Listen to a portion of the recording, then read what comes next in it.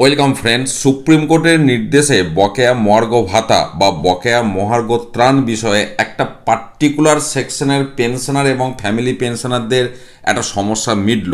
আজকে 7ই জুলাই 2026-এর বিজ্ঞপ্তি এবং কলকাতা মিউনিসিপ্যাল কর্পোরেশনের অধীনস্থ বা ওই সমস্ত জায়গার ব্যাংকের অধীনস্থ যারা ওখান থেকে যারা পেনশন তুলতেন বা ফ্যামিলি পেনশনার, তাদের বকেয়া মহার্ঘ ভাতা রোপা 2009-এর সেই সংক্রান্ত গুরুত্বপূর্ণ বিজ্ঞপ্তি। অ্যাকচুয়ালি কারণটা যেটা সেটা বলছে, it is seen that dearness relief arrears of the pensioners residing in Kolkata municipal corporation area are pending due to non availability of the details of past pension disbursement that we maintained by concern bank. অর্থাৎ অতীতের যে তথ্য pension সংক্রান্ত যে দেওয়া হয়েছে সেই ডিসবার্সমেন্টের যে তথ্য সেটা অ্যাভেলেবেল ছিল না, যে কারণে এটা একটা সমস্যার জায়গা তৈরি হয়েছিল এবং সেই সমস্যাটা মুক্ত হয়ে গেছে যাতে করে, এবং এর ফলে এখানে যেটা বলা হচ্ছে যে এবার কীভাবে হিসাবটা হবে না, computation of such estimated dearness relief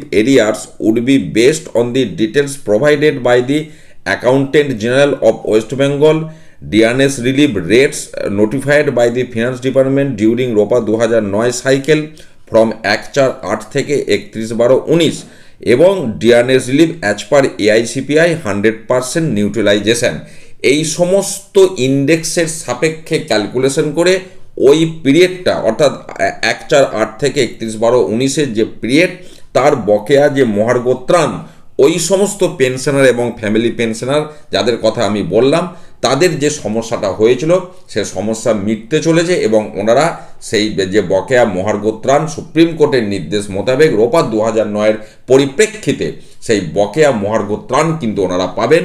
সেই বিজ্ঞপ্তি আজকেই পাবলিশড হয়েছে অর্থ দপ্তরের পক্ষ থেকে।